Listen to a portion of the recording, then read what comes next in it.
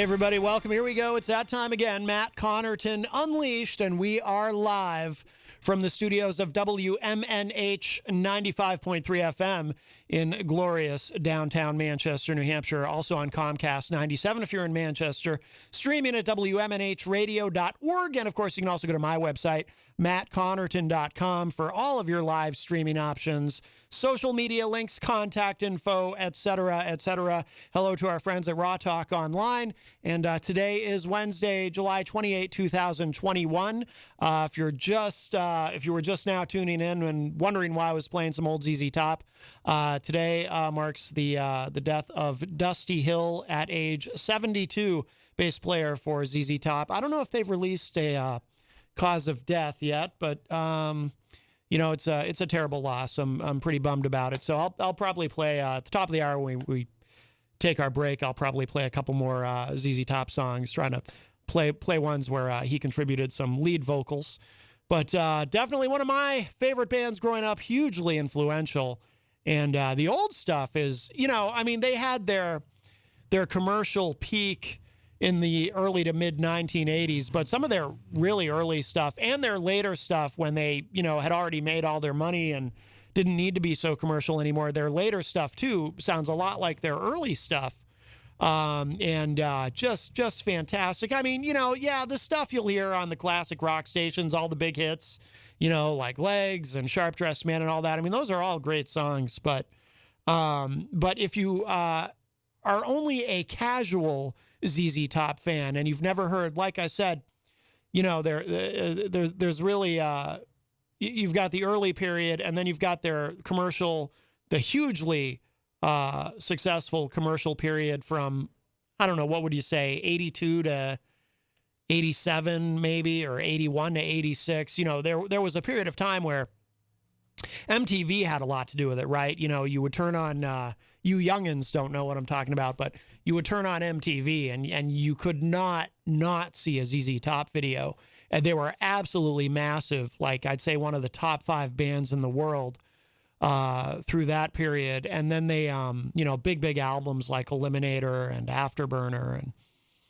And anyway, and then, they kind of, by the time they got into the 90s, like I said, they had already made this money, done the big sellout arena tours and whatnot. So without that pressure, and they would talk about it in interviews. I remember reading many an interview with Billy Gibbons and Dusty Hill. I don't think Frank Beard, the drummer, ever was as engaged with the media, but they would talk about it in interviews. They were like, we kind of have reverted back to our original sound, which is grittier and less commercial, because we're rich and famous now. We don't need to worry about what the record company wants us to do. So some of some of what they did in the 90s and into the 2000s, like I said, it sounded more like their early material before they got really huge, and just fantastic stuff. So if you are only a casual ZZ Top fan and you just, you really like the tunes that you hear on the classic rock stations,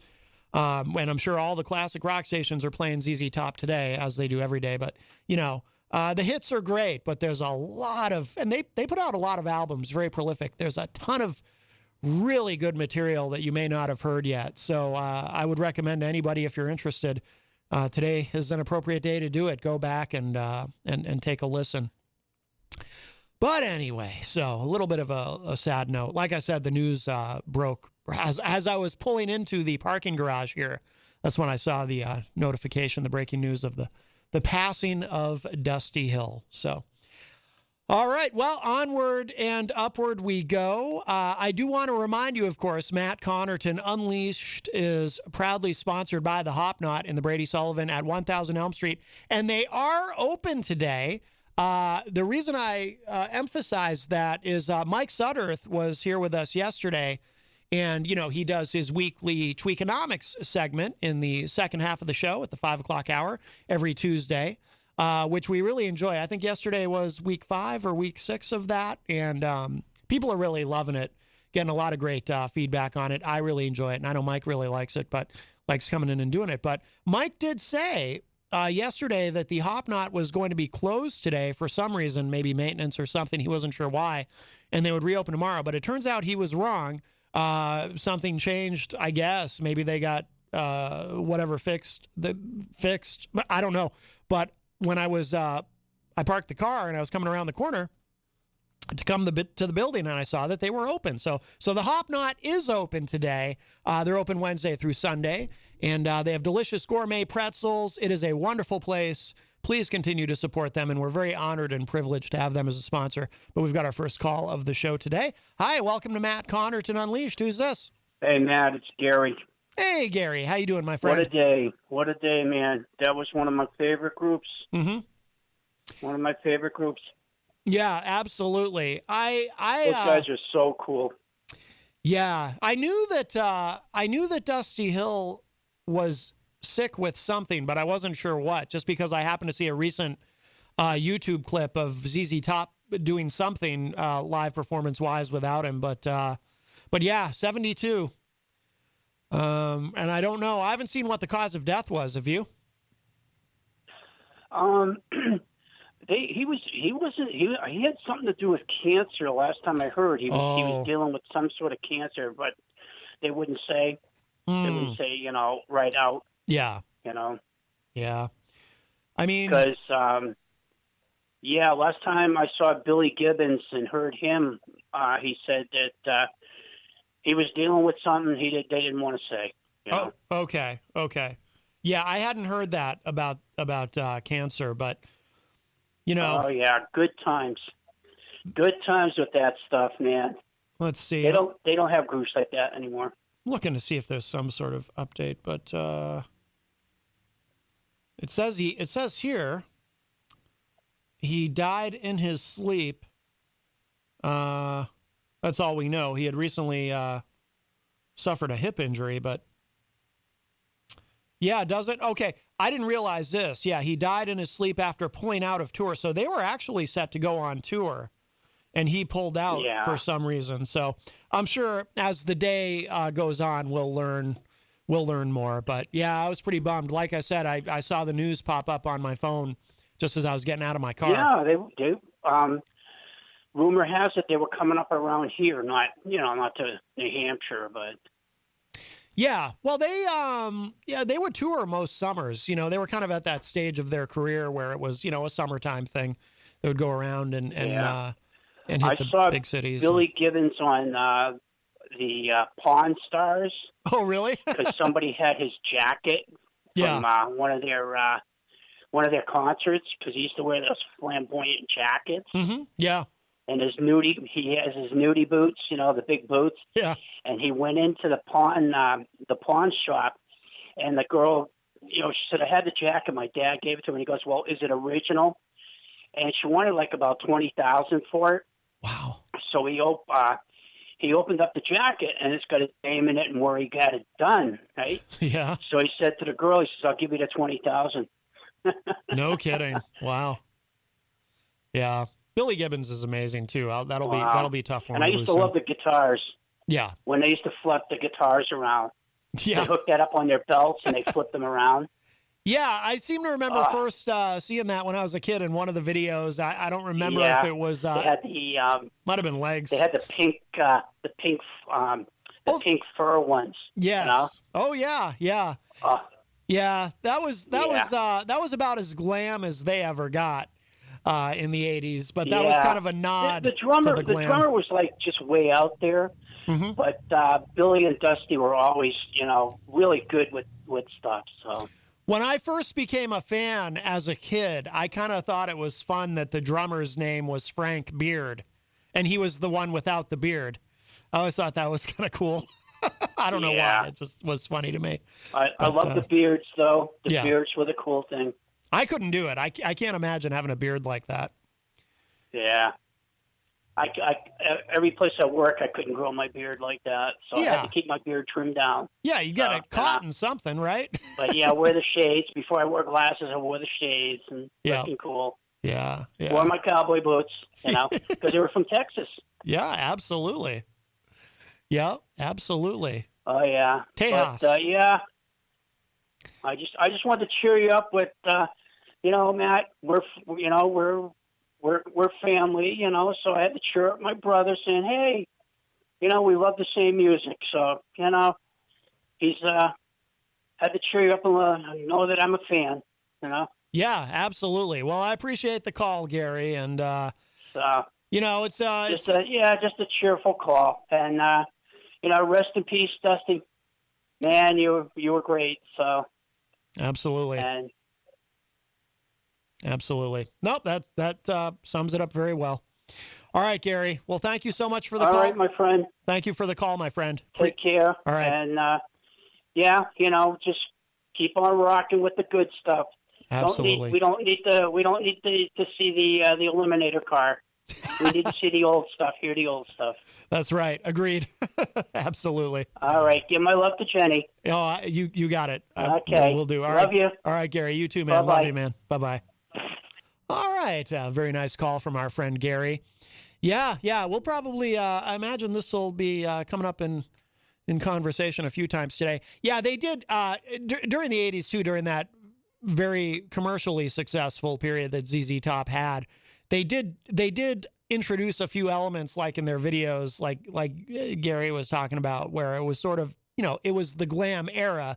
ZZ Top was never going to be glam, but they kind of nodded at it a little bit. It was a sign of the times. If you ever go back and watch on, you can pull them up on YouTube easily, of course, any of the videos, the ZZ Top videos from that period, you'll understand what I mean. Hi, welcome to Matt Connarton Unleashed. Who's this? Hey, Matt, it's Pauly.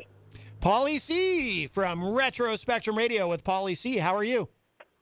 Good. Did somebody from ZZ Top die?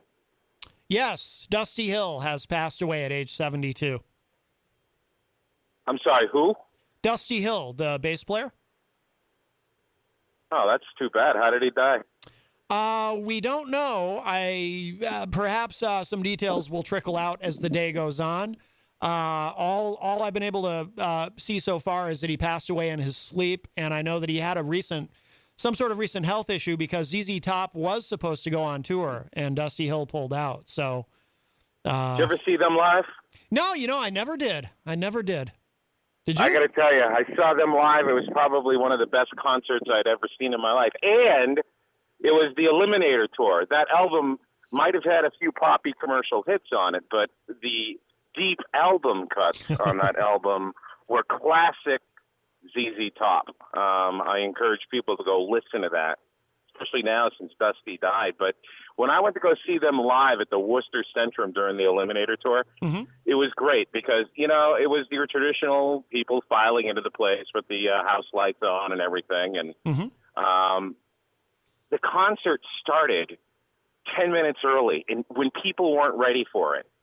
And the way it started was the house lights just shut off and the place was completely black. You couldn't see 2 inches in front of you.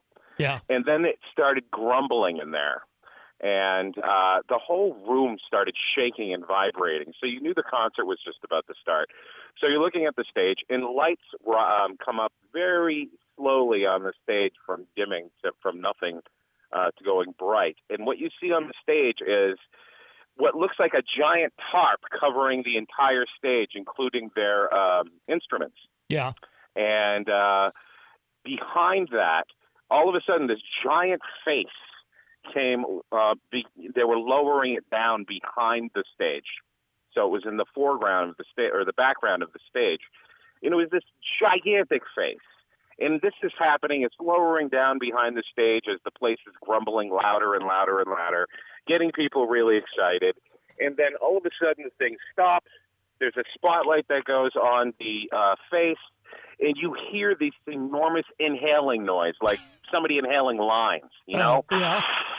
And when you hear that noise, the tarp sucks up inside the giant face's nose, and the band is underneath the tarp playing a song.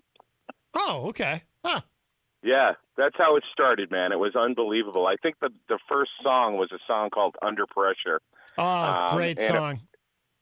Yeah, and it was a great concert. That whole album, Eliminator, as you and Gary, I think, were mentioning, that album was a little commercialized, but it was a great album. The hits were, but there's some stuff on there that's not so commercial. In fact, I played a couple songs to open, And one of them I played was Bad Girl, which is from Eliminator, which is, one of the less commercial tracks on it. Because I'm going to play, I played that, and I played, I can't remember what the other one I played was now, but if I'm going to play a couple more when I take the break at the top of the hour. But of course, as is tradition when someone passes away and I want to play something on the show, I try to play stuff you're not going to hear on any of the classic rock stations.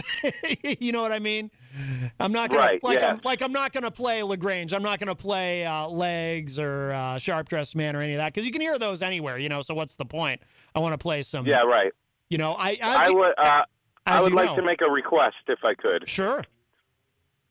Blue Jean Blues. Ah, yes, that's a good choice. I will play that. Awesome. I'll be listening. I'll play that at the top of the hour. You got it. That's an excellent choice. And that's on the Eliminator album as well. Yes. That's good stuff. Okay. Yep. Well, rest in peace to Dusty. ZZ Top's one of my favorite bands ever. It was kind of a shock when I just heard you guys talking about that. So yeah, we'll have to do something for the Retro Spectrum show, too, you and me. All right. I'll talk to you later. Thanks, man. All right, Paul. Thank you. Take care. All right. That was our friend Pauly C. And that is a great request. I will play that. I was thinking about playing that and Hi-Fi Mama at the top of the show. But if you're just joining us, Dusty Hill, bass player and co-lead vocalist of ZZ Top, passed away today at the age of 72. Of course, you can hear Retro Spectrum Radio Friday night from 7:30 to 10 p.m. with Pauly C., and I have the honor and privilege of being Paul's co-host on that program, along with our friend Dan Randlett, and sometimes our other great friend, DJ Stephen Light, joins us as well. So you can hear that Friday night, and I'm sure Paul will have a little bit of ZZ Top for us. That opens up, I was going to say that opens up a line for you, but we're already getting another call. Hi, welcome to Matt Connarton Unleashed. Who's this? Hi, honey. It's Jenny. Hey, Jenny. I have news, and I wanted to share it first with you, and you're in the air, so I'm going to share it with everyone. There is an organization that has a contest every year for artists who have rare diseases. And on a whim, I decided that I would enter two of my paintings, and one of my paintings called My View, which is an abstract of the horizon when my eyes were really bad before the mess on them with the tamoxifen retinopathy. And I just got a notification that they are pleased to share with me that the My View entry specifically has been accepted into the contest. Excellent. And out of hundreds of entries, I'm one of the few. It's now up to the judges, and hopefully on August 18th, they'll notify finalists. There'll be 20 of us. 6 of us as adults. There's different categories. So in my category, there'll be 6 people announced on that day. And then the public will be encouraged to vote, and the winner will be highlighted, and their disease is going to get a highlight as well, which in my case would be tamoxifen retinopathy. So, hey, this is my first art contest. Well, that's wonderful. Congratulations. I'm very proud of you. I know we all are. And that's wonderful. My phone messed up on you. I'm sorry. Oh, you couldn't hear me? No, I just said... you there? Yeah, can you hear me? Hello? Can you hear me? Yes, I can hear you. Can you hear me? I couldn't. It was my phone. I'm terribly sorry. That's okay. No, I was just saying congratulations. We're all very proud of you. That's wonderful. Thank you. You deserve it. Thank you very much. I'm really excited. This is all being supported by an organization called the Every Life Foundation for Rare Diseases. So if you want to check them out, check out the Rare Artist Contest. You can see what it is, what we're all about, and how it's about just, spreading the word and making sure that nobody's ever sick alone. Outstanding. You should, you should plug where people can go online to see your art. Oh, yeah, you can actually find some of my paintings. In fact, the My View painting is on my own website, which is jencoffey.com, JENNCOFFEY.com. And from there, you can also link off. You can find me on The Mighty. I'm one of the contributing writers there. And sometimes some of my paintings make it with my stories. So it's a nice world to play in with a lot of great people. Absolutely. All right, wonderful. Well, congratulations again. That's awesome. Thank you. All right. All right. Bye. All right. Love you. Bye-bye. All right. Yeah, Jenny is really, she's only been seriously painting for a couple of years, and it's amazing. I'm just in awe. I have no artistic ability visually. I can't even draw a stick figure, but just watching her grow in her art over the past couple of years has been quite remarkable. Hi, welcome to Matt Connarton Unleashed. Who's this? Oh, hi, this is Brandon from Portland. Brandon from Portland. How are you? Oh, I'm doing well. So I was listening back to yesterday's show, and Yes. that Randy Macho Man Savage impersonator, I think he was a prank caller because he mentions John Hopwood Yes. in his call. Yeah, I noticed that. In fact, there's somebody in the Facebook live chat right now, Braden Russell, who says, we need Hopwood. And, I don't disagree. I just, I don't know where he is. He's quite mercurial. Sometimes he zigs when you think he's going to zag. Sometimes he's here almost every day, and then months go by, I don't see him. We might have to put out an APB for Mr. Hopwood. Well, yeah, and I understand that John Hopwood ran. Did he run for ward? Oh, he has run for political office. I think the last office he ran for was county commissioner. But and as a Democrat. As a Democrat, yes. He was not able to, well, I was going to say he wasn't able to ride that wave, but there really was no wave. I mean, we did go for Biden at the top of the ticket, but Republicans actually did pretty well here. In the last election. So there was really no wave for him to ride. But at one point, he seemed a little bit panicked that he might potentially win. And from what I've seen, it seems like Hopwood is maybe a moderate Democrat. He is, he's kind of like me. It's a little bit hard to pigeonhole him. I mean, I've certainly heard him describe himself as a liberal Democrat, but I've had conversations with him about immigration where he doesn't seem particularly liberal. So it depends on the issue. But if you got to put him in a box, you'd probably call him a liberal Democrat. Yes. Oh, so like, where do you think he would stand on sort of the Bernie versus Biden spectrum? Oh, well, he is not fond of Bernie Sanders. No. He has met Bernie Sanders and describes him as not being a particularly warm person. And I think he is very skeptical. He's very cynical about Bernie Sanders, actually. We've had many discussions about this on the show. He thinks that Bernie is much more of a politician than, in a derogatory sense than people realize. And so I would say John is, not to speak for him, but John's probably more of a Biden guy ideologically. And that's very interesting because, obviously he had a chance to meet Bernie because Yes. New Hampshire was the state that propelled Bernie Sanders, his political movement, basically. It was, he tied Hillary in Iowa, but he beat her by 20 points in New Hampshire. Oh, I thought, yes. In fact, at one point, I thought Bernie was going to be the nominee. I really did. And then, South Carolina happened. But I really did believe for a long time that Bernie Sanders was going to be the nominee in 2020. And John does his own radio show, and what is that show called again? Well, John does a television show called Ward 13 with John Hopwood.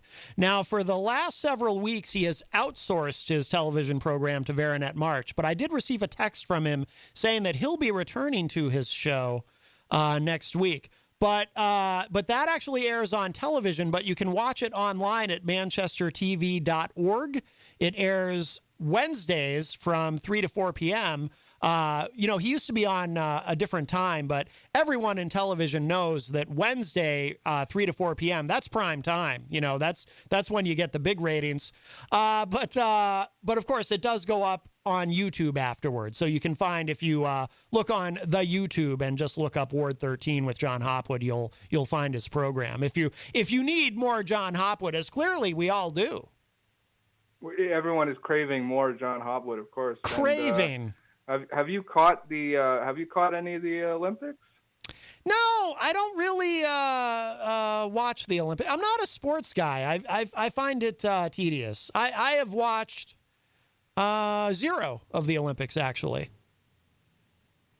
Well, I've heard it. A lot of the conservative radio hosts are really up in arms about Simone Biles. Oh.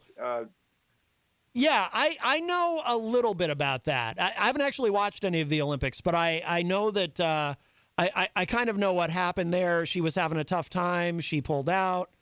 I heard some sports guys talking about it, but why? So you would know this better than I then, because I haven't heard any of this. Why are conservatives specifically upset with her? Well, they're tying her to they're trying to tie her to like cancel culture, and they're saying like the media is going too easy on her. They're tying it into like how the media is going way too easy on her, and it's an example of the liberal media favoring, Oh, because she's black. So there's yes, and yeah, they're also tying it into the fact that there's 100 athletes at the Olympics who are now LGBT. I don't know if that's true, but they're claiming this, and they're claiming that's more LGBT athletes than ever before. And they're saying that, basically they're saying they're trying to force diversity. Oh, okay. So, but why? So they're mad at her. It's just the way conservatives insist on. Let me put it this way: they lean very heavily on the culture war stuff, and I think the more they do that, the more obvious it is that they have no new ideas policy-wise. And I think that.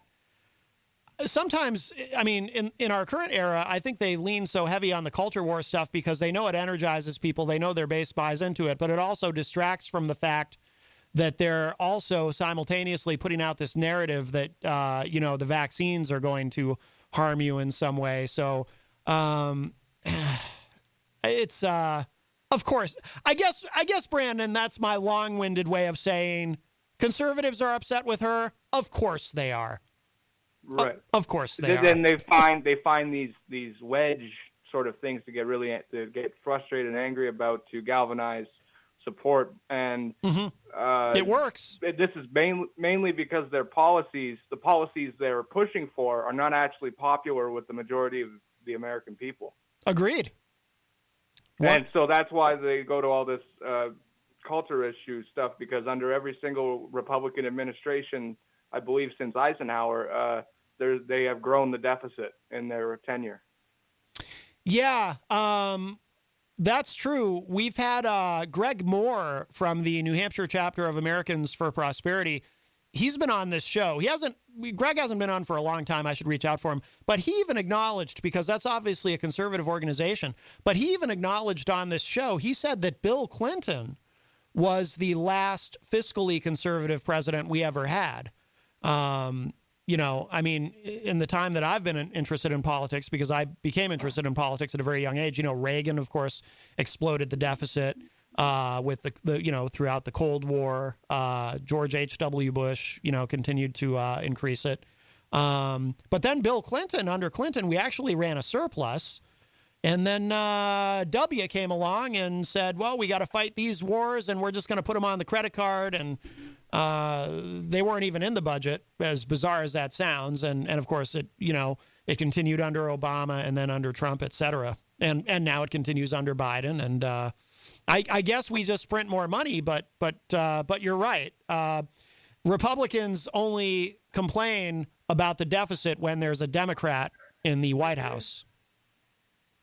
And Matt, would you consider yourself a libertarian?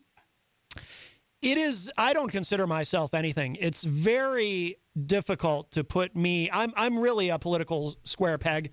I mean, I'm definitely not a conservative. I've never been a Republican. I try to support. I have voted for libertarians because I try to support independent candidates whenever I can. Because I have such a loathing for our two-party binary duopoly in this country. But I've definitely voted for more Democrats than I have Republicans, and I've like I said, but I try to vote for independents. But in this last election, the only Republican I voted for was our Republican governor, Chris Sununu. Other than that, I voted for all Democrats because I wanted to punish the Republican Party, and I wanted a president who would take COVID far more seriously, as I think Biden has and whatnot. But it's hard to really put me in a box. To simplify it, you're socially liberal and economically conservative. I don't know that I'm economically conservative. I'm definitely socially liberal. I don't know if you can call me economically conservative. I mean, I'm sure the government spends too much money in some ways, and it does worry me. Even some very liberal thinkers are worried that if we increase the debt too much, eventually this whole thing is going to implode. But at the same time, I'm all for stimulating the economy. And you know, I used to kind of buy into some of the conservative arguments that, well, you know, you can't just spend your way out of a recession. Well, and at this point in my life, I say, well, actually, I think maybe you can. Right. I think that there are things that I don't think austerity works as well as maybe I used to think it did. Well, because you were brought up politically in that time, in the era of Reagan, and everyone was preaching that theory. Oh yeah, supply side economics, trickle down economics, all of it. Yeah. Yeah, I mean, it's a little hard for me to distill. See, this is what I mean. I'm a political square peg. It's hard for me to distill that. I have been called a libertarian, maybe a left libertarian or a liberal libertarian. You know, I'm for ending the drug war, ending in its entirety, not just on cannabis. I want to end the drug war. I don't think we should be arresting people for prostitution or for gambling or any of that. You know, there's a lot of things that I think should be decriminalized or made legal. There's a lot of things I'd like to get the government out of. But I also say that from the point of view of with the recognition that, you know, liberals tend to put a lot of faith in government. Yes, but actually so do conservatives. There's a lot of ways that conservatives want the government in your business just on a different set of issues than liberals do. So in a lot of ways, I'd like to get the government out of a lot of things. I'd like to get the government out of marriage. I'd like to get the government out of a lot of stuff. So that makes me kind of a libertarian, but there's also a lot of things that I think libertarians get wrong. And over 4 years of Trump, I came to the realization that a lot of people who call themselves libertarians are really just conservative Republicans who are trying to look cool, and they're actually kind of fake and phony about it. So I kind of bristle at the libertarian label as well. Well, that's what I was going to talk about. Donald Trump really kind of destroyed prior to Trump, the libertarian movement, you know, it had always gotten its couple of percentage points, but it was kind of gaining steam. Certainly online. In online circles, there were a lot of libertarians prior to Trump, and most of them either converted to Trumpists or they left the Republican Party entirely, like you. Well, I didn't leave the Republican Party. I've never been a Republican. I apologize. Yeah, sorry about that. That's okay. Yeah, I was amazed. Like, I have a lot of friends, and they here in New Hampshire, I don't know if you're familiar, they call themselves Free Staters, the Free State Project. And, I have a lot of friends who are Free Staters, and they're libertarians who moved here to try to make the state more libertarian. But I watched in horror on social media as a lot of them, not all of them, certainly. I don't want to paint with too broad a brush, but a lot of them just fell under the spell of Donald Trump. And I'm sitting there thinking, I get Trump wants to cut some regulations, and he did. But other than that, what is so libertarian about Donald Trump? It's like these people, they go around talking about how libertarian they are, and then a quasi-charismatic authoritarian comes along and says, no, follow me. Authoritarianism is actually really awesome. You just didn't realize it yet. And then all these libertarians go, oh, okay, I guess we'll follow you. And they follow Trump, and they're on the Trump train. Even now, it blows my mind. So I don't want to be labeled as anything. I just don't want to be anything anymore. I just want to be me. I'm just me. I'm just Matt. Well, yeah, and you're in the live free or die state, obviously known for its independence. Sort of. Yeah. I mean, we can't get cannabis legalized here in the live free or die state, believe it or not. But yeah. And is that because that because your state legislator is majority Republican, or why Massachusetts and not New Hampshire? I think, and by the way, just to clarify for anyone who doesn't know, we do have decriminalization here. But part of the problem is, so our governor, Chris Sununu, while I do support him on some things, and, I did vote for his reelection, for whatever reason, he continues to oppose legalization of cannabis. Anytime it's landed on his desk, he either vetoed it or threatened to veto it before he'd even gotten to his desk. But I also think part of the problem is we have an extraordinarily large state legislature here. We have a true citizen legislature. It's the third or fourth largest democratically elected legislative body in the world. So we have this enormous legislature, and it only pays $100 a year. So when you have a legislature that is so large that only pays $100 a year, where almost anyone can get elected, you end up with a lot of, not to be ageist, but a lot of older folks who maybe when they were young, they watched Reefer Madness and didn't quite get the joke, and now they really do believe, and they're not going to change their minds now because they're 80 years old. They really do believe that if you use cannabis, it's the same thing as LSD, and you're going to go out and rob a bank, or whatever the hell these people believe. So, so a lot of them continue to oppose legalizing cannabis because they think it's scary and dangerous. And so I think that's part of it.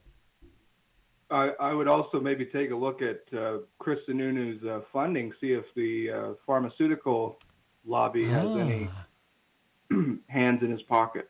Well, that's a very good suggestion, Brandon, because you're probably onto something there, because that is how these things tend to work. And he is a professional politician. So you might very well be onto something. I talk about that a lot on the show. You might have heard me talk about it, how because polling data shows, even among Republicans, legalizing cannabis is actually a very popular position. So why doesn't it happen? Well, you've got these very powerful lobbies like the pharmaceutical lobby who don't want people using cannabis instead of prescription medication. And, of course, you've got law enforcement who want to continue to be able to engage in civil asset forfeiture, and it goes on and on. So you might be onto something there, Brandon. That might very well be the reason.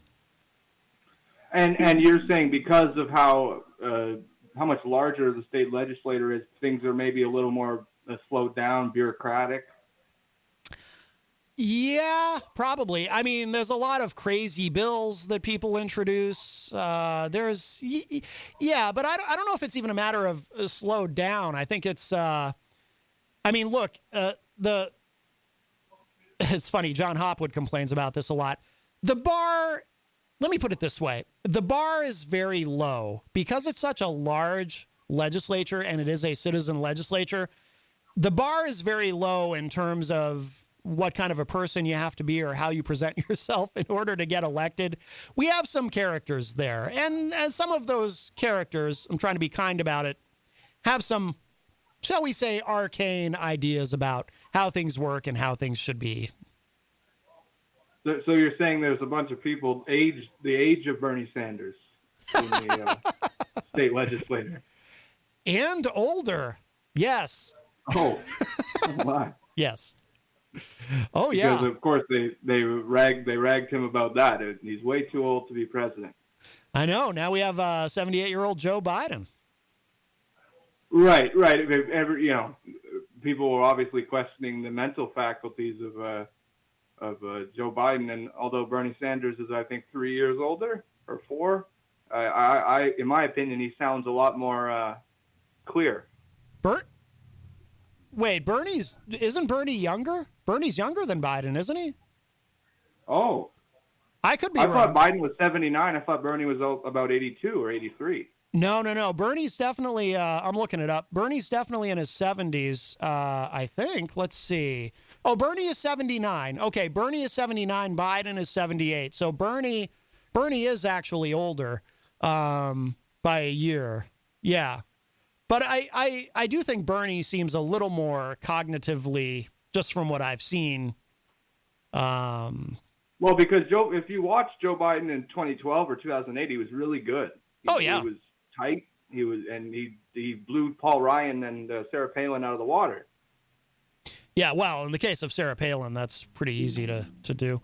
Yeah, no, very sharp guy. And I think he's, at 78, I think he's a little slower than he used to be, certainly, but that's to be expected. But yeah, he looks to be in good shape overall. It'll be interesting to see if he runs for a second term. I don't think he will. That's what I was gonna ask you. Do you think that Kamala Harris is going to take the nomination? I think it's very. It's so hard to know. I think. I mean, look. What Biden would be 82 at the start of his second term, right? 81 or 82. I'm bad at math. So, I think it's very possible that Kamala Harris will be the Democratic nominee in 2024 instead of Joe Biden. I can see that scenario. I think it will be someone different if Donald Trump wins the Republican nomination again, because I think Democrats will look at a Biden-Trump rematch and be a little more scared about that than someone else. Yeah. Just because Biden's performance at the debates last year, it was so-and-so. Sometimes it was a hit, sometimes it was a miss, but a lot of people were expecting him to do much better. Mm-hmm. So I'd say if I were a Democrat, I would maybe go with Biden if it's a DeSantis or a Ted Cruz, but I would be concerned if it was Donald Trump versus Joe Biden again. Yeah, that's a good insight. And I do believe, by the way, that unless something happens health-wise or, if he ends up in jail, I don't know how likely that is. But I do believe that Donald Trump is I think I've even referred to him on the show as the presumptive nominee for 2024. I'm sure that he's running, and he will be the nominee. You might be right. The Democrats might not have the appetite for a Biden-Trump rematch. Could be. That and Trump is with the new Republican. The Republican Party has changed a lot of their primary rules, so it's no longer, because the reason why Trump was able to win last time was because a lot of the states are winner take all. So if you win one more vote than your opponent, it's not like New Hampshire where they're allocated very proportionally and you can get 7% of the vote and get 2 delegates. In most states, it used to be winner take all. And so that's how Trump was able to wrap up the field in 2016. He's not going to be able to, although he won't be able to do that this time, a lot more of the states are proportional, so they allocate their delegates based on your percentage of the vote. They're not, he still may have an advantage because the field may be even more splintered this time. There may be even more candidates. And so if people stay in the race, then Trump will have the most support because he has he may not have the majority, but he has the most fervent supporters. True. I think, though, well, it was a pretty big field, though, in 2016. I remember a pretty full debate stage, but 18 candidates. Yeah. I think the field will be much smaller because I think there will be very few people. I think there will be very few Republicans who want to wade into that and attempt to challenge him. I think that's why we're not seeing, we're seeing some fundraising going on, people like Ron DeSantis in Florida. But I think he's angling to be Trump's VP because we know Pence is out. I think it's going to be a much smaller field. I don't think there's going to be a lot of people who are trying to challenge Trump, who are looking to put themselves through that.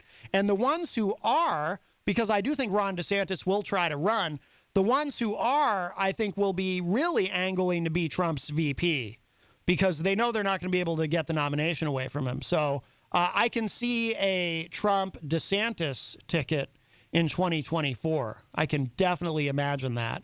Probably wrong. The two names that I would float around as definitely running, regardless of Trump's decision, would be Nikki Haley, who opposed Trump. She was the UN speaker, I believe, head of national security under Trump. UN ambassador. Yes, UN ambassador, and she softly, I'd say she softly opposed Trump. She didn't go far enough. She didn't go too far to anger his supporters. She towed the line a little better than Mike Pence. Yeah. So she's in a good position. Obviously, she's with the Republican establishment. She's in a great position. Ted Cruz is another one who I think, regardless of Trump's decision, will run again. Mm-hmm. Ted Cruz almost beat Trump last time. He has raised. There's news that he's raised about $5 million, and he's not running again in 20. He's not up for re-election in 2022. So that money is probably going to 2024. Oh, okay. And I think Cruz is a dangerous guy. I think just because he lost last time, he's a really good debater. He's very smart. He is. Yeah. And he's very savvy. Oh, yeah, yeah. And that beard, I think it kind of works for him. The beard works for him. He had this incident at Cancun, and that's going to go away. Yeah, that's the type of thing that blows over quickly. Yeah, I mean, I can see him running again. I could see him as maybe Trump's VP, actually. If Trump wanted to take sort of a bolder pick, then, well, you'd think, because obviously they have a history. Trump calling his wife, he famously posted a photo of his wife next to Heidi Cruz. I remember, and yeah. Said, which wife, whose wife would you rather have? Yeah, I know. And then Ted Cruz, I give Ted Cruz credit for one thing, though. I actually liked Ted Cruz for a brief moment when, first of all, he came out, he actually initially responded with some pretty tough words for Trump. Leave Heidi the hell alone, Donald. That's right. And then at the Republican convention, when Ted Cruz spoke, he never quite endorsed Trump. He never quite did. And the crowd... Vote your conscience. Yeah. Conscience. And the crowd started getting really angry with him, and he wouldn't give in. All the way to the end, he wouldn't quite give in. And for that brief moment, I was like, hey, I respect that. They want him to endorse Trump, and he just won't do it. Now, we all know the story about what happened after that. He ran into what's her name from the Mercer family, who are huge Republican donors, and they were mad at him. And then so almost immediately after that, he changed his tune and got on the Trump train, because it's all about the money with these people. But for that one brief shining moment, I was like, hey, Ted's all right. At least he's not being a total cuck, to use a word that conservatives like to use all the time. But so I wanted to quickly change the subject. One more question. Sure. There was a libertarian candidate who ran in 2016, and he's from New Hampshire. He actually has a radio show in New Hampshire. His name is Darryl Perry. Darryl W. Perry. I saw Darryl just recently at the Juneteenth event at the Hop Knot. Yes. Really interesting guy. And I remember that 2016 Libertarian, obviously John McAfee ran as well. Yep. Do you have any thoughts about McAfee? Well, McAfee, of course, recently passed away. And isn't there a weird thing about him where he allegedly committed suicide, but it's one of those things where there's some questions about it?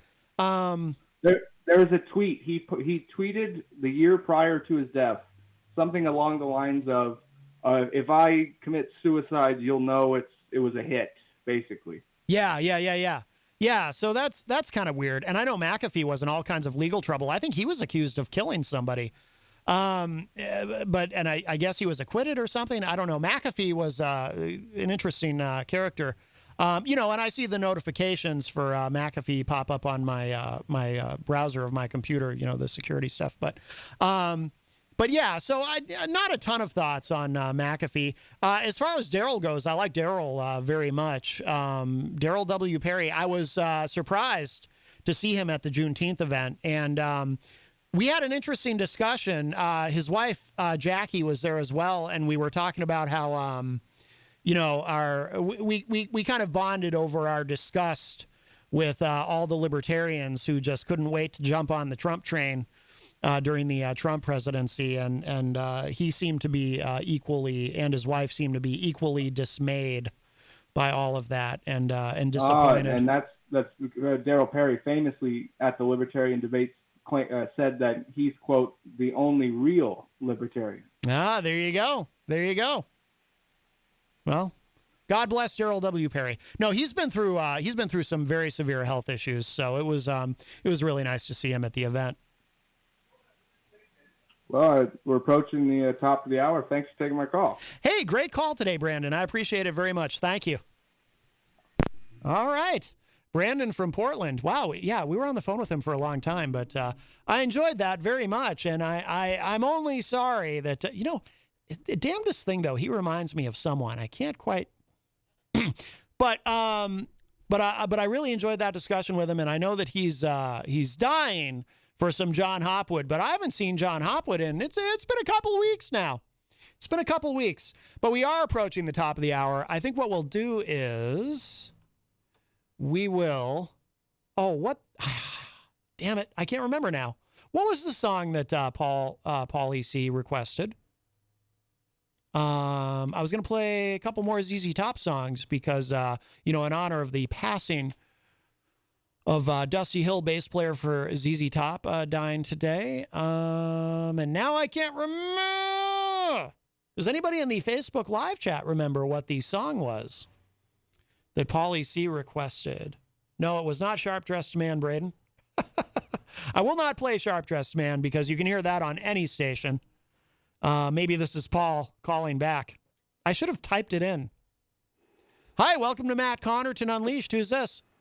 Blue Jean Blues. Blue Jean Blues. Thank you, Paul. You're welcome. Bye. Coming right up. Bye-bye. All right, Blue Jean Blues.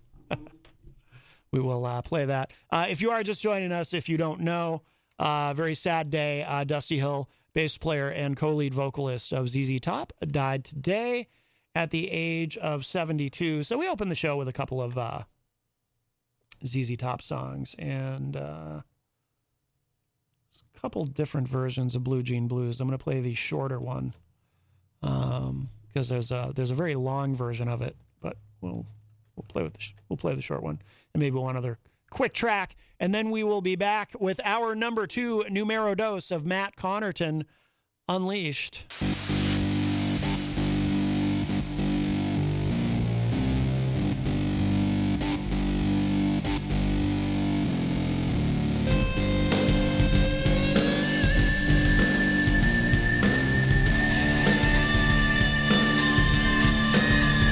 Making it sound like she's the next guy.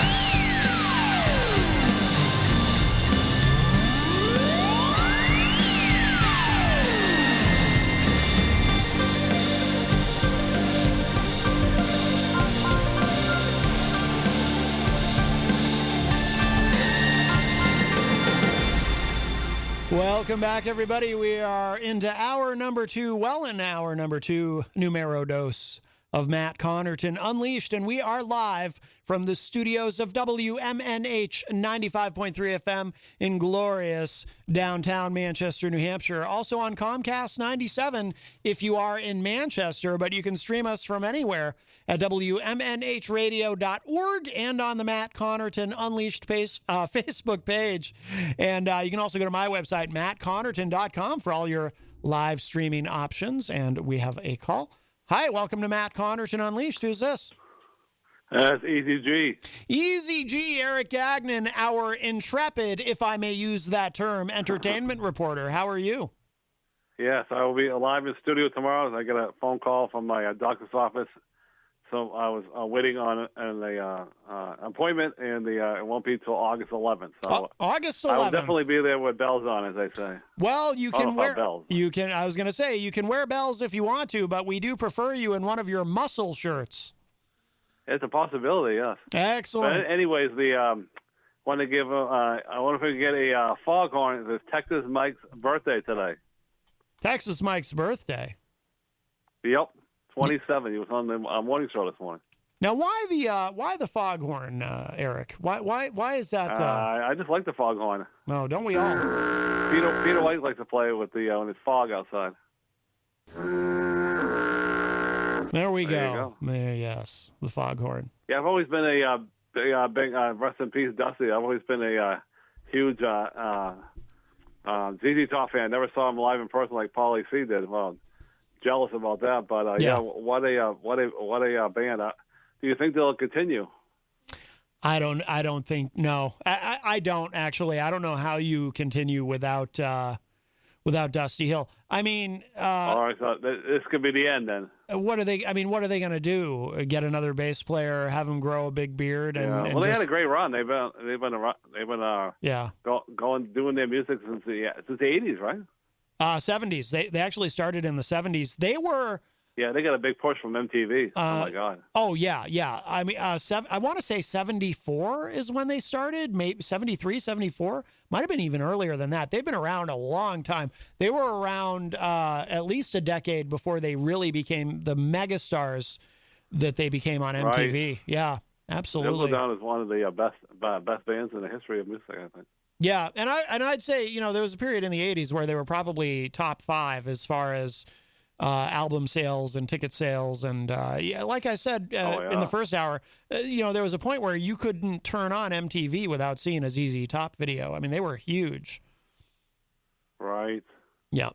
Yeah, I was flipping around to the World Wide Web, and they had a big question and answers with the Tony there, the guy who owns AEW. Tony Khan. And he says, well, I really can't answer the questions if it's 100% official about CM Punk or Daniel Bryan, but according to the different websites, it's already a done deal. But I guess you can't say it until it's officially a done deal. I don't know. Keeping it under the table, he wouldn't talk about it. Well, the thing is, AEW has a show coming up in Chicago, which of course is CM Punk's hometown. So they want to keep it a secret. I mean, it's going to be an open secret in the sense that everyone knows, but they're going to want to keep it as much of a surprise as possible, because as soon as his music hits in that arena, it's going to be just an amazing moment. Yeah. Do you think will he be able to use his same name? Because that's not obviously his real name. Yes, he owns that. He already owned the name CM Punk before he was in WWE. That's why. Wow. Yeah, Charles Richardson and I were talking about this one day on the show. That's why in UFC, when he fought in UFC, he didn't have to go back to being Phil Brooks. He was able to be CM Punk. Yeah, I saw that promo when he was the last time he was on WWE, and that guy is just really good with the mic. That's why he was champion over there for so long. Oh yeah. Well, then again, sometimes they seem to give the belt to people that go with the mic, but the new champion of Raw, that Nikki, I don't think he's really good with the microphone. But Nikki, I don't think he's going to be champion that long anyway. So. Yeah, I don't know. I don't even pay attention to who's champion in WWE. Well, he got dressed up now as a superhero, and yeah, I guess kind of lame. It's so stale. It's stale. I'm more interested in what's going on in AEW. That's exciting to me. Right. Kenny I guess Omega. they're worried right now because of the uptick in the COVID about their arena shows. So we'll see what happens. WWE should probably I did be in the same boat. Mentioning that, I did see WWE has SummerSlam coming up in Nevada, and apparently everyone will have to be masked. They, according to the state of Nevada, mask mandate has been reinstituted there, and so the crowd will have to be wearing masks at the event. Wow. Mm-hmm. Interesting. But I'm watching a little bit of the Olympics, and it's quite interesting what's going on. The goat of NASCAR of gymnastics, Amelia, I know I'm missing her name. Biles. But that Did we lose you? Hello? Hello? Can you hear me? Yeah. I think I'm missing her name. Selena Biles there. Simone Biles? Biles. Biles, yeah. She's taking some having some kind of not into having some kind of problems with her mental health. Mm-hmm. Well, I think it has a lot to do with, like I said the other day, with the where that guy went after her there, and he's in jail now for going after all the gymnasts there, and then she's worried about the COVID. Who wouldn't be worried about that? And it's just a lot of pressure on her because they consider her to be the best gymnast, the GOAT. Mm-hmm. And sometimes if you don't reach those high plateaus, it's just so much pressure on her, Got me under pressure. I'm going to play that song later. Right. Well, as someone who, mental health issues are so common, and, that's part of why I've been so comfortable to be so open about, I struggle with anxiety and depression. And so me too. I make no judgments about it. Brandon from Portland was saying earlier about how some conservatives in the media have been really tough on her. I'm not a conservative for one thing, but also too, I'm not gonna make any judgments. She made what she felt was the right decision for her, and presumably for her team. She felt that they would succeed better without her, and I respect she's that. not competing tomorrow, and I think she won't compete next week. I think she's just gonna enjoy the Olympics, cheer on the team, and then this will be it. Because she's probably not gonna be in the Olympics the next time because she'll be 28 and. I don't know. They had a lady from overseas, and she was 46 years old. And I guess it was her last Olympics. So, but usually they don't play that long. Somebody 46 was in what? Gymnast, sport? Yeah. Oh, a gymnast, yeah. From country overseas, yeah. Yeah. Now, do you apply the same standard to the Olympics that you apply to professional wrestling, Eazy-G, when you don't like when there's old people? Wrestling. Yeah.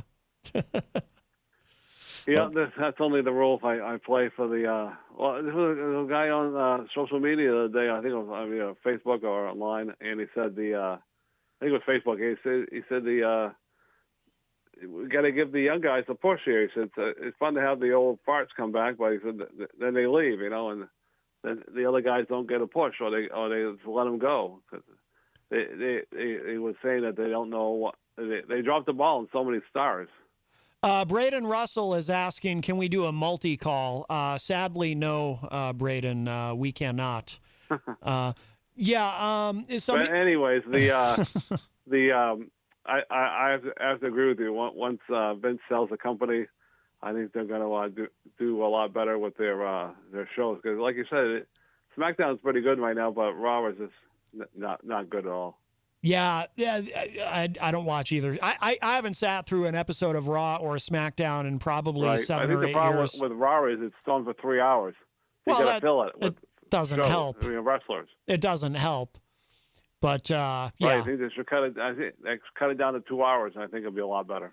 They have chased away. They've chased away so much of their audience because you know what? Now a lot of people who are wrestling fans, they just do what I do. They don't pay attention to the shows, but if they happen to see chatter about something online, a particular segment or a match that looks interesting, they'll go seek that out specifically and watch that. And that's what I do. Well, I mean, part of it is I just don't have the time to watch these shows. I'm too busy these days. But they're going to bring back some. Sasha Banks is coming back next month. Yeah, she's been on a break since for a while, and then of course the Becky Lynch is rumored to come back any time now. So those are two big lady stars. Yes. And she never really lost the belt because she had to leave because she was having a baby. So. She's having a baby. She'll get a title shot wherever she goes, right off the bat. Yeah, she kind of became the biggest star they have at one point there. And then she marries Seth Rollins, so she might be on SmackDown. Mm-hmm. Yeah. That crazy Seth Rollins. He knows how to work the ring. He's a pretty good wrestler, that guy. Yes, Seth Rollins, absolutely. The former Tyler He's good Black. with the microphone too. Yeah, absolutely. Well,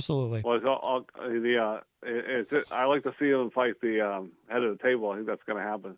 Yeah, Roman Reigns. Yeah, eventually. Yeah, because we haven't. They say now that the Rock is going to be some kind of coming back for Survivor Series. I don't think to wrestle, but maybe to be the MC for the night.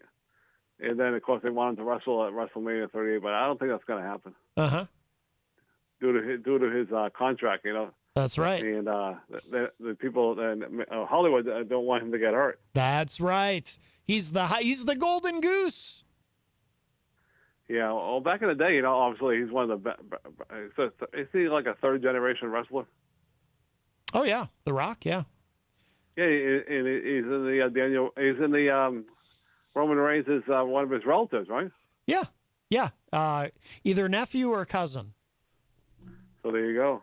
There you go. But even if he can't wrestle at 38 or maybe the MC again, no one runs the mouth like him. That's right. He lays the smack down. And you That's smell right. Well, they named what the he's show cooking. after him. That's right. That was his Smackdown. idea. That's right. Because he used to say it all the time. I'm going to let a smackdown on your candy ass. That's right. Ooh, working blue. You're working blue today, Eazy-G. Wow. Yeah. All right. Well, we'll see you tomorrow, and have a great rest of your show. All right. Thanks, Eazy-G. Take care. All right. Eazy-G, Eric Gagnon, our entertainment reporter, and he'll be on with us tomorrow with his entertainment report. And I know that we are all quivering with anticipation and or excitement, perhaps both, if you can even handle it. So very exciting. Well, that does open up a line for you, 603-250-6007, 603-250-6007. You can also text me at 617-917-4476, tweet me at Matt Connarton, or send an email to matt@mattconnerton.com. And, of course, you can opine and interact in the Facebook live chat as well. But the best thing to do is give us a call. And we have a call. It's been a very busy show today, which I love. Hi, welcome to Matt Connarton Unleashed. Who's this? Hello, Matt. This is Stacie Laughton. Stacie Laughton. How are you? Wish I could say I'm doing better. I mean, other than what I sent you earlier. Are you on Stacie, it's a little hard to hear you. You sound muffled. Are you on a speakerphone, or what do you... I'm not, but do you want me to give you a call back? Call us back, because this is a terrible connection. You sound like you're... you sound like you're speaking into a blanket or something. I'm sorry. I'll call you right back. Call us back. Okay, thank you. All right, so Stacie Laughton is going to call us right back. She's having an issue in the media. There's a story that broke. Jenny and I saw it late last night on WMUR Channel 9, and she wanted to kind of clear things up. Stacie, is that you? It is me. Oh, much better connection. Thank you. Yes. All righty. So, as I was saying, other than what I sent you earlier, I'm doing fairly good, but I wish I could be doing better other than what I had sent you earlier. Yes. Okay. So what's going on, Stacie? Fill us in. Well, I was going to fill you in. What I'm trying to do here is be open and honest, and delve out some transparency, because in the past when things have happened, sometimes people have said, "Well, you're withholding information, or you're not telling us what's going on or whatnot." So I don't want that appearance. So I've already reached out to television news media. I've talked to a few newspapers in the state, and now I'm on with you. What happened is since May, myself and my family have been what we've believed is to be we've been spoofed. And you might, if you're wondering, what that is, my sister had conveyed to me that what was going on was we were having the police show up due to false 911 text messages. And, I guess this is something that has also happened with some big-time celebrities, where people will get a hold of their information. Next thing you know, like SWAT will show up, or it's actually on the FBI's website. It's listed as something big within the online gaming community, where people will spoof fellow gamers. And okay. Next thing you know, wait. Okay, let's stop, Stacie. I just want to, so we'll just clarify a couple things for people who don't know. Yes. So when you say, so spoofing, if I understand it correctly, it's when someone calls a number, but this method of spoofing, and I know people who have done this kind of thing who are very good at spoofing, actually.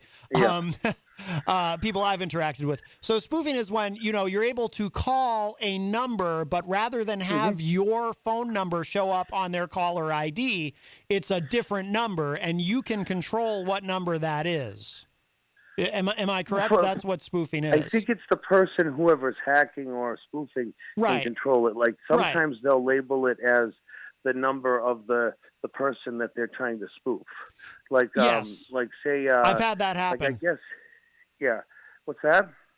Oh, I've had that happen where I'll see my own phone number show up on my phone as an incoming call from my own number. I've had that happen. And by the way, this is something that scammers use. You know, like you get a call. You know, I'll get a spam call on my phone, and then sometimes I'll Google the number out of curiosity, and it'll be a local number, but it was somebody claiming they're from some other state or claiming they're from a government office in Washington, D.C. or something, even though it's a 603 number. It's a New Hampshire number. And, you know, so that's what spoofing is. And when you said people showing up, law enforcement showing up, when you I mean said people showing up, it would be law enforcement, the Nashville police. They would show up at your sometimes home? At your my home. Okay. Right here in downtown Nashua, and they would show up sometimes 3 in the morning, 4 in the morning. I mean, it was getting quite out of hand, and so like and this is going on like even when I'm sleeping, and so which is why. You know, another reason why I'm calling, because I'm also trying to defend what's going on. What happened was, as of yesterday, my significant other, who I've talked about on the show, Lindsay, we would call her DJ Zombie, she was here, and she was visiting in the morning before she went to work, and she left. And literally, as soon as she pulled out the driveway, at about 7:20 yesterday morning, a Nashville police cruiser pulled in front of my house, and he placed me in handcuffs, and I was taken up to Nashville PD while they also had a search warrant to search around my home for any sort of electronic devices that we would use, you know, cell phones mainly. And so after I had sat... Well, wait. Stacie, so when they came and arrested you, what were they arresting you for exactly? Well, at the time of the arrest, at the time that I was placed in cuffs, I wasn't actually, you know, told what it was that they were. I thought they had to arresting me for. I think I think they have to if they're gonna at that moment are charging you. I think at the moment they were just detaining, and they said they were detaining on probable cause. Oh, okay. And so then I sat in the police department for several hours, and then they questioned me, and then they decided to execute an arrest warrant at that time. And I had to pay $40 personal recognizances. I was let out. And as I've told other people, I didn't do it. I mean, especially it's hard to do a text message when you're sleeping unless you're some sleepwalker who knows how to text in your sleep. Well, okay, wait. Okay, so they cuffed you, but you weren't under arrest. You were being detained. And then when they had you there, then it became an arrest? It became I guess, I mean, that's how it happened. I mean, I'm not sure if they already had, you know, an arrest warrant already, like if they were already planning to do that. All I know is at the time that he was, you know, cuffing me, I says, well, what's it for? And he said, you'll find out later. And I'm like, okay. I didn't know they could do that. Oh, I know, exactly. And I don't. So I was even asking the officer who did the transporting, and he says, well, I'm just actually transporting you. He says, I'm sure you'll find out when we actually get to the booking area of the Nashville PD. So when I got there, even the booking officer, he didn't actually tell me what I was being booked on. His job was just to get your information, take pictures, do your fingerprints, and then hold you until they need you for the questioning. Okay. And so go ahead. Okay, so then I did get questioned probably a little after 10 yesterday morning, and like I said, I don't know if they already had a warrant already prepared. Wait, when did they? Wait, Stacie, hold on. I just want to make sure we're not missing anything here. When did they question? So you got released from the police station, and then they questioned you the next day? No. I was all same morning. I was picked up around 7:20. Okay. I was sat there for a few hours, questioned around a little after 10 a.m., and I'd say I got home back here by just before noon. Okay, so when they questioned you, what did they ask you? they wanted to know, they wanted to know, they were asking questions whether I had done the texting myself, or they wanted to, know if my family that lives with me, if I had any reason to believe if they had done it or whatnot. And I said no. None of us would have any reason to text 911 frivolously, especially when the police show up. I have anxiety around law enforcement, so not sure I would want to personally provoke my own anxiety. Okay, so they ask you these questions at 10 a.m. Yep.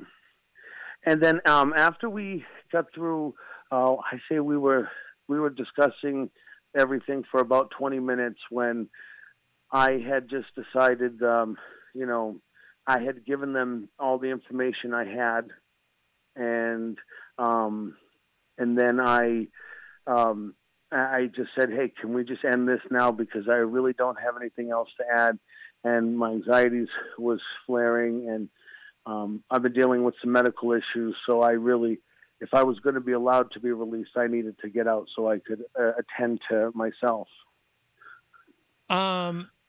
Did they indicate during this conversation what the text messages they received were? What was in them? Yes, I mean, they made aware what they, the nature of them, and they were all roughly the same. And then we've also, when they had been coming out since May, they also had let us know why they were here. What was the nature of them? They were like basically wellness checks. I guess there was a few that just were like, oh, they were making it sound like there was something to worry about here at my home pertaining to me. Or there had been a few that said myself and my significant other were overdosing and harming ourselves, which is things we don't do.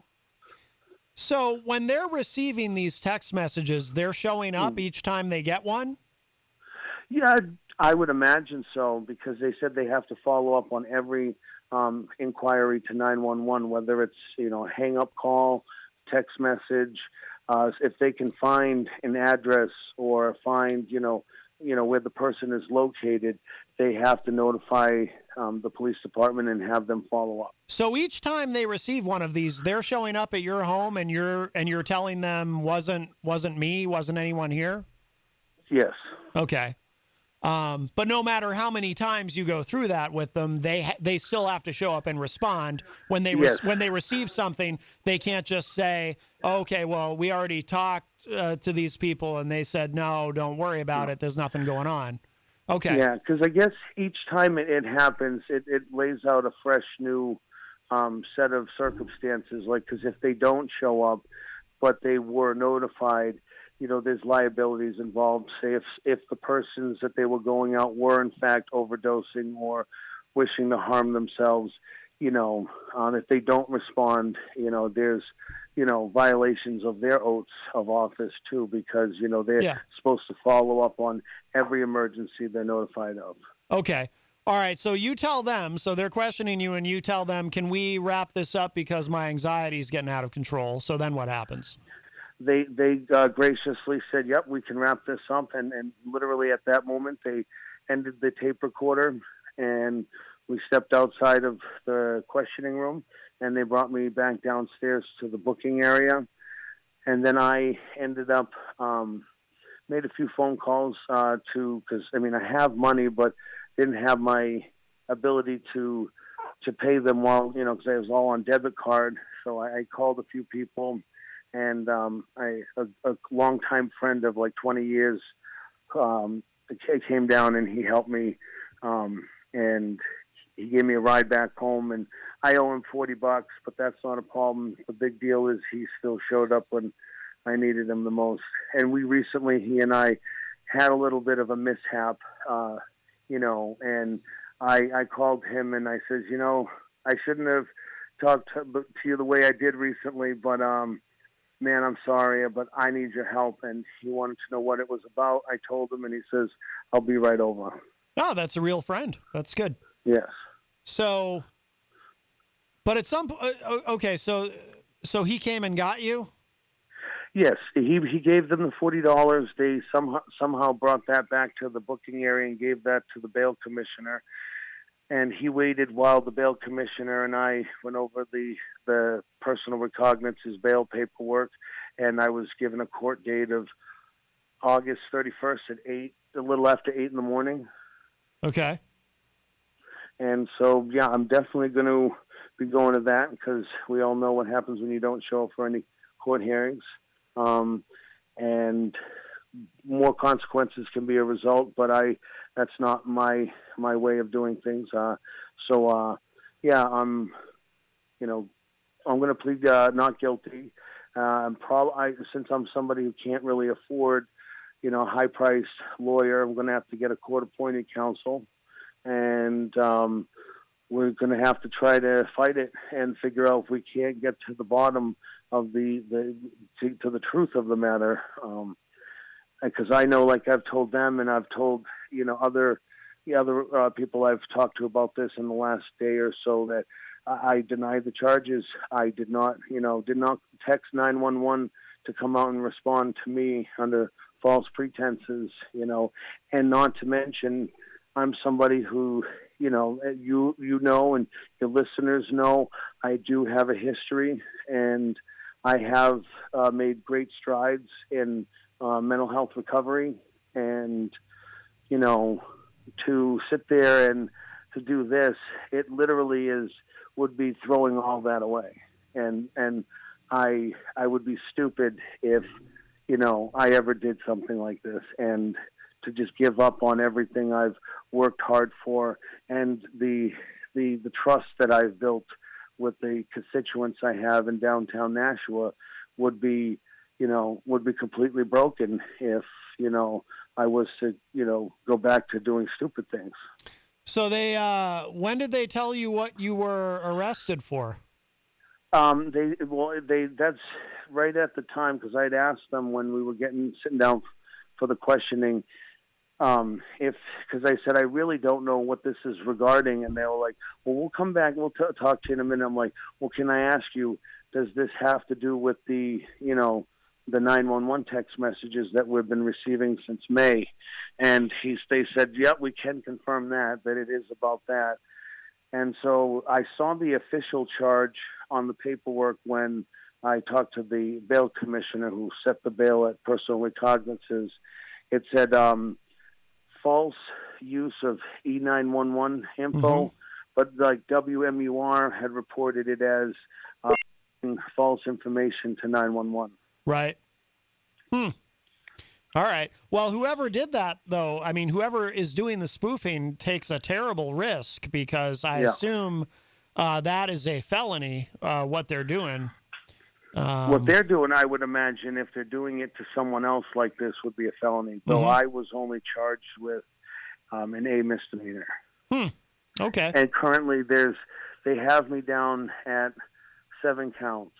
But according to what they had, when they had talked to WMUR, they stated that as a result of the fact that it's still a pending investigation, there may or may not be more charges as a result. Well, how many times did they show up at your house? Oh my goodness, it was more than 7 times. Yeah. I mean, I'd say since May, we're looking at couple dozen, 2-3 dozen times. Oh, wow. Yeah. No kidding. Huh. Yeah. Okay.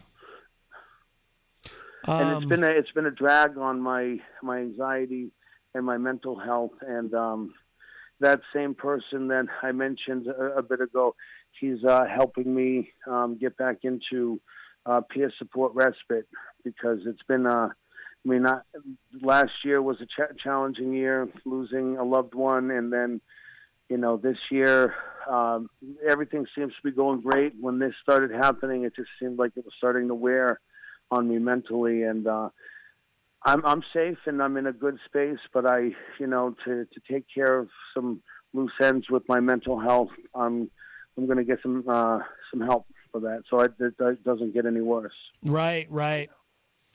Okay. Did you ever consider changing your phone number while all this was going on? Well, they had done a lot of suggesting of that, and the only reason why we hadn't was because the number and mine, it wasn't my phone number, it was the phone number. It's in my account, but it was the phone number for my significant other who passed away, and we were started to reuse the number for the media outlet that we're working with. The online radio that we're doing for calls and stuff. But I think we're going to end up doing that now, regardless of what the cost is. With our carrier, if you've had your numbers changed previously, it's about $15. But sometimes at the carrier they've been known to waive a lot of fees. So that's just probably what I'm going to do. At first I was just thinking of what a task it might be, changing it with like the State House, the constituents, with my party, and sounds and like it'd be everyone worth it. for that matter. Sounds like it'd be worth it. It'd be worth it because maybe at that point the people you want to have the number, and it just would be a fresh start for So I'm thinking I'm going to even get mine number changed as well. So that is a great suggestion, by the way. Thank you. All right. Well, Stacie, anything we got to wrap up shortly. Anything you wanted to add? Well, I just want to thank you for, allowing me to give you a call to explain my side of this. And I'm just trying to get out in front of it and not, I know it's drawing attention, but, it's already going to draw some attention. So I just figured, we'd get out in front of it and try to give the, facts on our end. And I appreciate you allowing me to do that. Absolutely. Absolutely. All right, Stacie, sounds good. Good luck with everything. Yes, thank you. And you have a great rest of your day. All right, you got it. Take care. Bye-bye. Bye-bye. All right, Stacie Laughton, New Hampshire State Representative from the city of Nashua. Wow, today's show has gone by so fast. I did want to mention quick programming note coming up immediately following this show today, right here at WMNH 95.3, a live edition of Off the Mark Sports with Kyle Heavey. Kyle is coming in. I assume he'll be on 6 to 8 tonight, live right after this program. And we have another call. This will probably be our last call of the show today. Oh, nobody there. All right. Wow. Yeah, today has gone by so quickly. Just comments in the chat room, by the way, regarding the spoofing. Braden Russell says, Twitch streamers famously get doxxed and then raided where a false call is made to authorities. I have heard of that. All right, let's grab this call. Hi, welcome to Matt Connarton Unleashed. Who's this?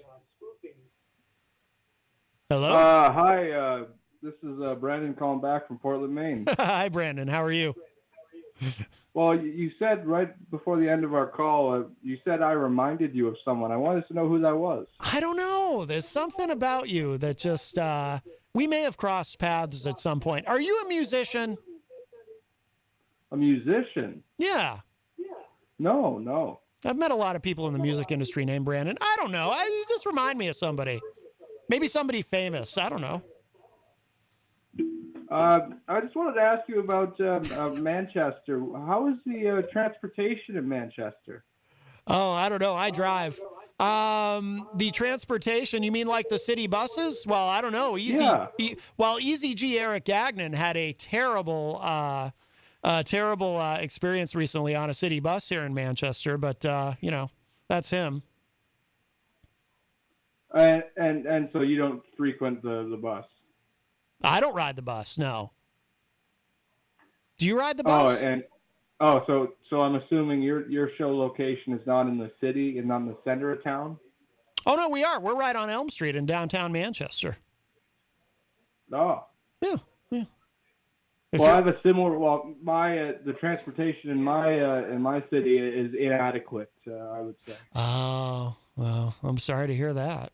It's a great city, though. You said you're in Portland, right? Oh yeah, really nice. Great to see the Kenny Bunkport. Great music scene there. That's why I thought maybe you're a musician. Great music scene in Portland. That's true. That's now I see why you asked the question. Yeah. See. Yeah. All right, Brandon. Well, we actually do have to start to wrap up because there's another live show following us. But I do appreciate the call. Oh, I see. So it's one of those sort of TV things where they're going to go a little early. No, but I have to, because there's another live show after me, I got to start to wrap up so I can set up some music for the changeover. They don't come on early. They come on time. But, you know how it is. I can't go. All right. Well, right to definitely call 6. back soon. Well, good. Well, it's always nice to hear from you. My final statement will be Hopwood, show ass.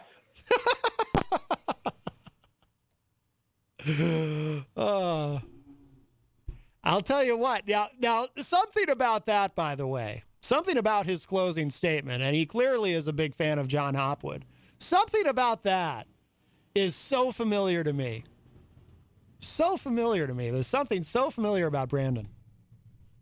But whoever he is, I do very much enjoy talking to him. I almost feel like, I don't know, there is something familiar about him. Like he's someone I used to talk to, and then I didn't hear from for a while, and he's come back into my life, but with a new identity.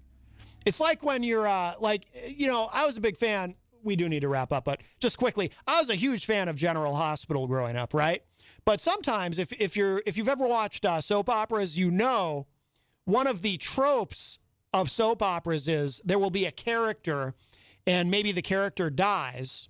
Maybe the actor leaves the show, so they kill off the character. But then the character comes back as a different actor later on in the series. But because it's a new actor, the other characters don't know that this new character is actually an old character who has returned until there is a big reveal.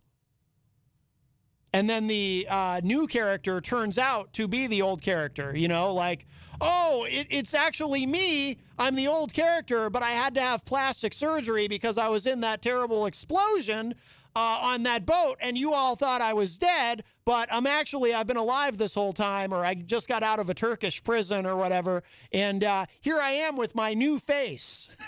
It's actually been me this whole time.